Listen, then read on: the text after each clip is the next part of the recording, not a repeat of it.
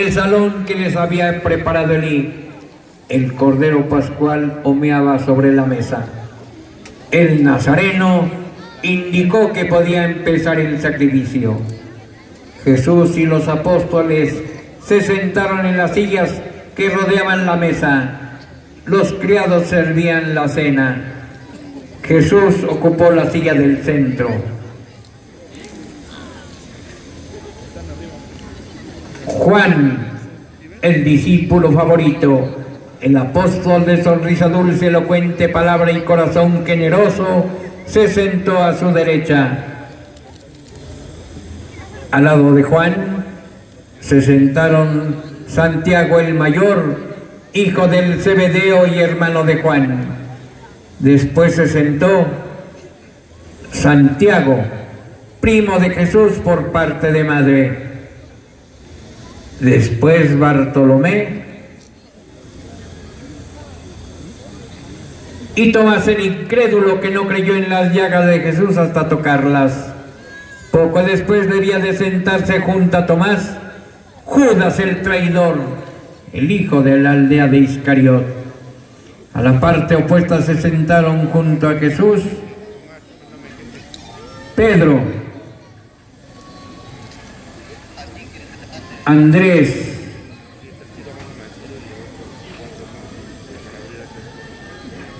Judas Levé, el discípulo más fiel.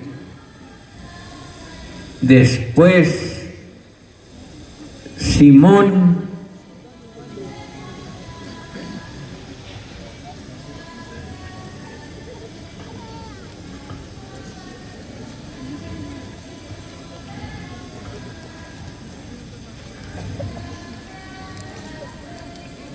Mateo y por último Felipe, que no esperaba nada bueno de Nazaret. En la mesa solo había 3 platos. El del centro contenía el cordero pascual. A la derecha un plato con hierbas amargas y a la izquierda otro de hierbas dulces.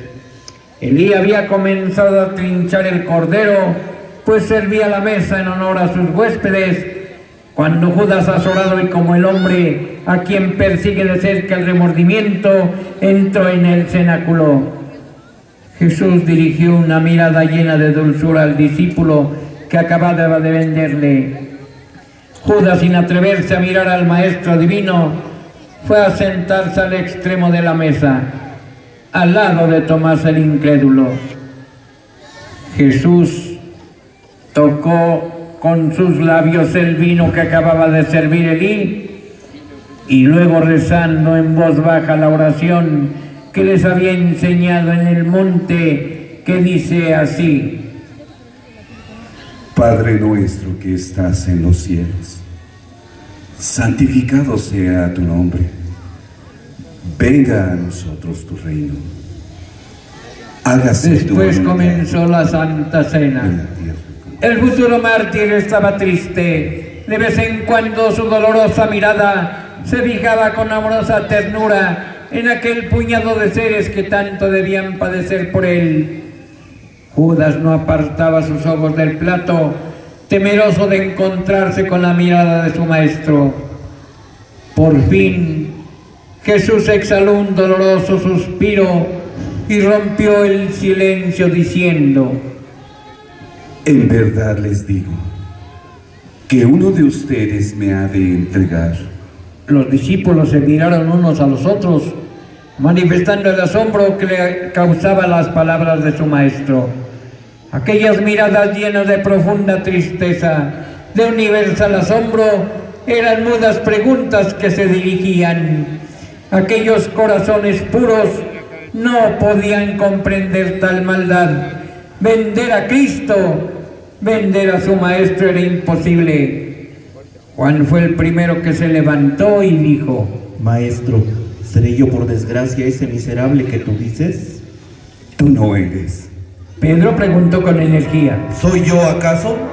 Todos indignados le dirigían la misma pregunta. ¿Yo tal vez?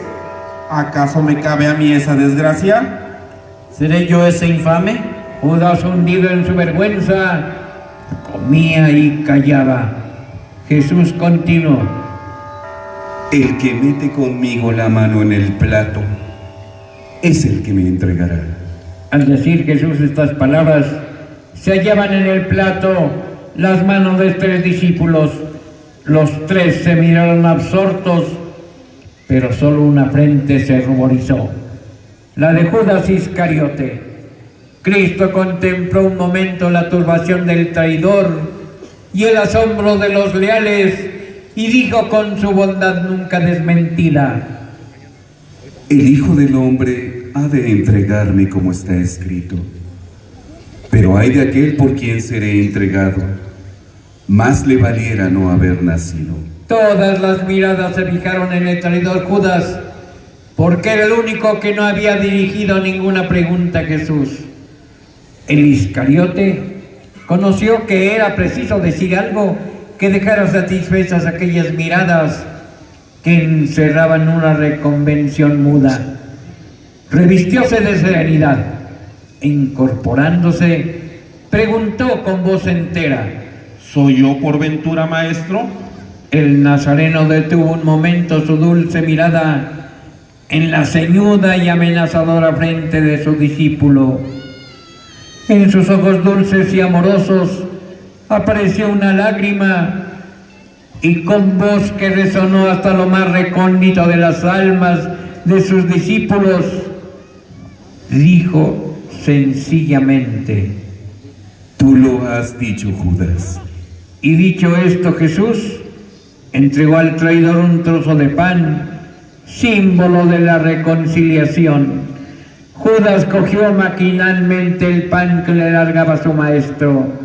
Parecía que sus ojos estaban inyectados de sangre, su boca medio abierta por la emoción, su frente poblada de arrugas demostraba la horrible lucha que estaba sosteniendo su espíritu. Recorrió con una mirada estúpida los semblantes de sus compañeros como para leer el efecto que su infamia había causado. Todas las fisonomías, todos los rostros respiraban una severidad acusadora. Judas no pudo soportar aquellos jueces silenciosos, pero terribles. Se paró como poseído de un vértigo, colocóse en medio del cenáculo. ¡Soy un miserable! ¡Soy un miserable! ¡Soy un miserable! Precipitadamente de la sala, arrancándose los cabellos y gritando. Hubo un momento de pausa. Aquella escena había conmovido a los discípulos. Jesús, tranquilo y olvidando el peligro que le anunciaba la rabia de Judas, partió el pan y distribuyéndole entre sus discípulos les dijo: Tomen y coman. Este es mi cuerpo. Los discípulos comieron en silencio. Después Jesús tomó el cáliz, aplicó a él sus labios y lo entregó a sus discípulos diciendo: Beban. El maestro hacía de sí mismo. A pesar de todo, parecía que después de haber convivido con su maestro alrededor de 3 años, aún no comprendían algunas de sus enseñanzas. Y en otro momento, cuando 2 de ellos le solicitaron los lugares privilegiados en el reino de los cielos, Jesús les había dicho: Ustedes saben que los jefes de las naciones se portan como dueños de ellas y que los poderosos las oprimen. Entre ustedes no será así. Al contrario, el que aspire a ser más que los demás se hará servidor de ustedes, y el que quiere ser el primero debe hacerse esclavo de los demás a imitación del Hijo del Hombre, que no vino para que le sirvieran, sino para servir y dar su vida como rescate de la muchedumbre. Y seguramente que mientras transcurría esa extraña pero significativa ceremonia, algunos de los discípulos recordaron otras de las lecciones de su maestro, cuando en una ocasión fueron invitados a un banquete